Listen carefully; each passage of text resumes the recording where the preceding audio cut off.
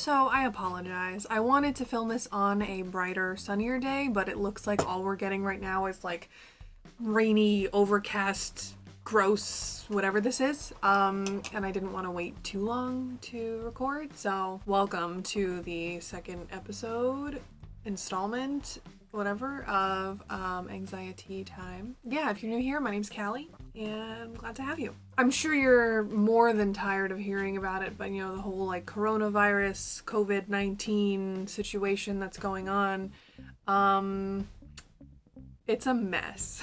Many of you guys, if you've followed me for a while, you know that I actually go to school in China. Currently, I'm not there because I left only a couple days before this whole mess started to happen there.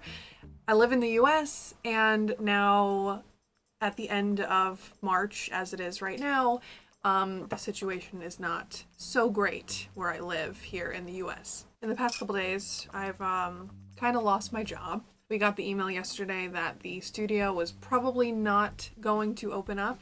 I don't know that it's going to survive being closed. I guess it depends how quickly it reopens. So, your girl's here taking commissions if you want paintings done. I also have a Patreon, selling feet pics. You want a sample? No, you can't have one because you gotta pay for it. There's some things I want to talk about regarding those of us with kind of troubled mental health when it comes to the whole like social distancing thing and quarantine and just like panic in general over the fact that this is happening.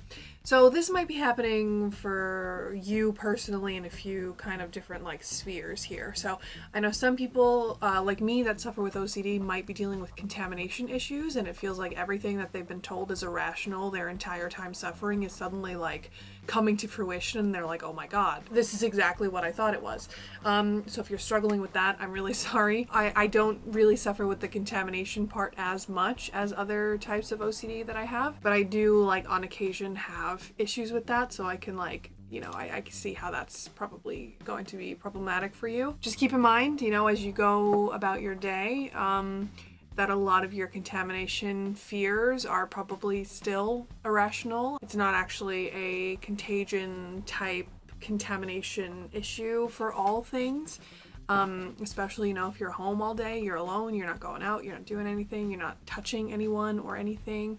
You probably, you can still do your ERP, still, practice all the things that you need to be practicing to get better. So in this time, I think it's really important not to let yourself backslide too much. I'm seeing a lot of that happening in like the forums that I'm a part of. And yeah, it's hard, when things are just hard externally. It's hard to try to correct that internally.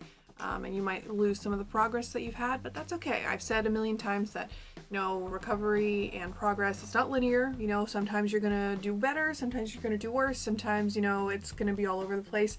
Don't worry about it. Just as long as you're taking steps each day to try and get better, that's all you can do right now. Another issue, one that I know all too well, is that feeling of isolation. So a lot of you guys, I've talked to you, if you've ever, watched my vlogs, I, especially when I'm in China, I deal with a lot of isolation issues. One, because I don't have a ton of friends, which, is what it is. It's hard to make friends as an adult, and especially as like an outsider coming in. And then there's a little bit of a language barrier still. I'm, working on that every day, still trying to pass my HSK 6. I do what I can, but sometimes I feel like some of those really complicated points that I want to make or complicated things that I want to talk about are not necessarily, understood all the way. Hi, Daisy. Thank you for joining us. Thank you. You're so beautiful. And I feel like I was the kind of person that when I was here in the US, before I moved to China and before I really felt what that isolation can feel like to not have anyone to talk to if you want to talk to them, I was like, yeah, I'm totally like, I'll go days without talking to anybody, or I'll, go days without going outside or like going places or whatever, and that's fine. But the thing is that the option was always there. Like I could always find someone that I could talk to, like in depth if I wanted to. I could always have some kind of, meaningful in-person, face-to-face interaction. And when I was in China, not really able to do that, I felt it. And I felt my mental health just, slipping away from me. I know that a lot of people are quarantined right now, or like self-quarantine, or practicing like the social distancing thing, which is good. We should be doing that. We should definitely be doing all the things that we can. Even if we personally are healthy, we don't know if we could give something to someone that is not healthy. That's the whole purpose of social distancing. It's not that you won't get sick, it's that someone that can't fend it off might get sick. So as we're doing all that, it's hard, especially for people who live alone, or live in kind of like not the best circumstances with the people that they live with, or whatever. So you have to be taking care of yourself and being proactive about the things that you need. Make sure that you're reaching out to people when you need it, or really even before you need it, because once you feel like you need it, it's kind of like already gone, kind of far. So, be FaceTiming people, be video chatting, be messaging people, reach out to, your doctors, your hotlines, whatever you need to do. Whatever the severity of what you're going through is, make sure that you're staying on top of being in contact with someone, letting someone know that maybe you're not feeling great, or just, also reaching out to your friends that you think also might not be doing great.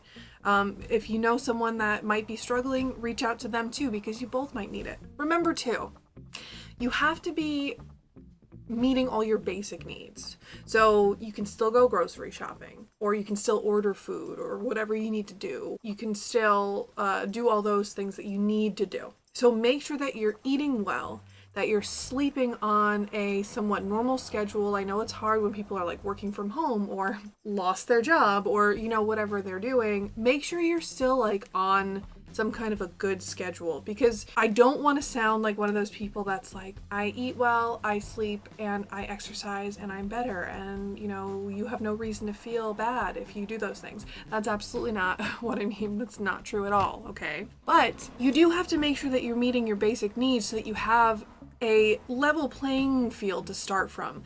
If you're sleep deprived, or if you are, not getting the right nutrition, if you're not being socially active in the ways that you need to, you're already kind of at a disadvantage. So you still want to make sure that you're keeping up with all of those things that you need to make yourself a generally healthy person physically. You still need to do those things. Make sure you're taking your medications, and just make sure, drink your water, take a shower. Don't forget that you can't sit in your pajamas all day. It doesn't feel great to do that. Get dressed, change your bed sheets, do that stuff. It makes you feel good, Don't forget too, you can go outside. I know that that's easy for me to say. I live in a house with like a yard and property and whatever, and I'm not entirely sure what the circumstances are for people that live in apartments, but like you still have to go out and go shopping. Make sure that you're getting sunlight, get some fresh air. Try, like I said, to make sure you're just doing at least the bare minimum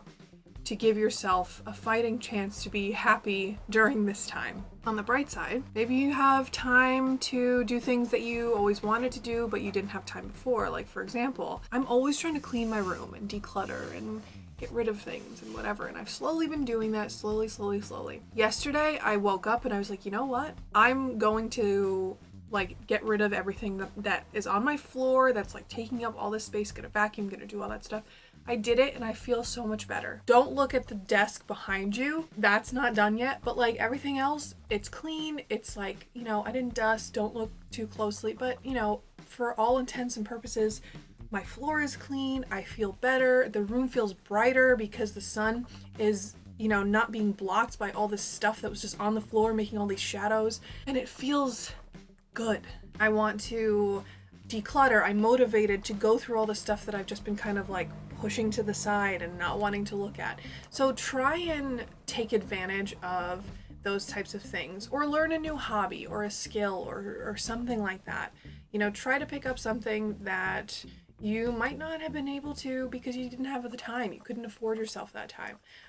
Now is the time to do that, because there's really no other reason, especially if you are not feeling great mentally and you want to put your time and energy into something productive. I'm guilty of just pacing around and, rocking back and forth, do as I say, not as I do. So in the comments, I'd love to hear how you guys are doing, where you're from, what the situation is like where you are. I don't know, I'm interested to, know what you guys are doing, what tips you have. We gotta help each other out. This is one of those times that we really, really need to rely on one another, especially, people that are alone. We have this little community here online. Gotta use it, gotta rely on it. And I'm here if you guys want to chat or message me or do whatever you need to do. I'm always replying to comments and just want to be here for you guys. Hopefully things get back to normal soon, and this will all just be a distant memory, and we'll, be able to have something good come from this. And on that note, I think I am going to get going. I'll see you guys later. Bye.